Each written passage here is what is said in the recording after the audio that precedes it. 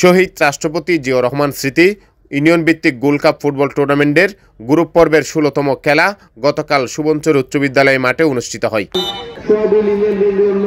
ফটিকছড়ি উপজেলা ছাত্রদলের উদ্যোগে চট্টগ্রাম উত্তর জেলা বিএনপির যুগ্ম আহ্বায়ক সরওয়ার আলমগীরের পৃষ্ঠপোষকতায় খেলার উদ্বোধন করেন উপজেলা বিএনপির সদস্য আব্দুল মালেক। টুর্নামেন্ট পরিচালনা কমিটির আহ্বায়ক মিয়া মুশতাফুল আনোয়ার চৌধুরী মশুর সভাপতিত্বে সদস্য সচিব মহিনুদ্দিন ও সাইফুল ইসলামের যৌথ সঞ্চালনায় খেলার প্রধান অতিথি ছিলেন চট্টগ্রাম উত্তর জেলা কৃষক দলের সদস্য সচিব নাজিমুদ্দিন শাহিন। বিশেষ অতিথি ছিলেন নুরুল ইসলাম মেম্বার, মুক্তিযোদ্ধা বজল আহমেদ, শফিউল্লাহ, এমদাদুল হোসেন, আমানুল্লাহ, তৈয়ব সওদাগর, তারেকুল ইসলাম, রাশেদুল্লাহ, আফজাল আহমেদ, বশর মেম্বার, মোহাম্মদ জাহাঙ্গীর, কবির আহমদ ও আব্দুল কুদ্দুস।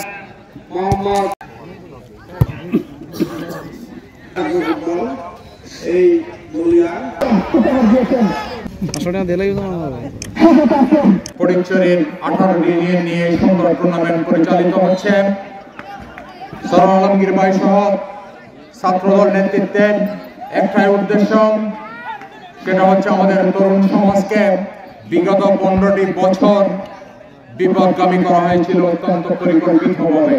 তুলে দেওয়া হয়েছিল তাদের হাতে মাদক, তুলে দেওয়া হয়েছিল অস্ত্র। আমাদের নেতৃবৃন্দ এবং জাতীয়তাবাদী ছাত্র দলের উদ্দেশ্য একটাই, সেটা হচ্ছে একটি সুস্থ সুন্দর সমাজ বিনির্মাণে, তরুণ সমাজকে মাদক এবং সন্ত্রাস মুক্ত একটি সুশৃঙ্খল জাতি যারা খেলাধুলা নিয়ে মেতে থাকবে।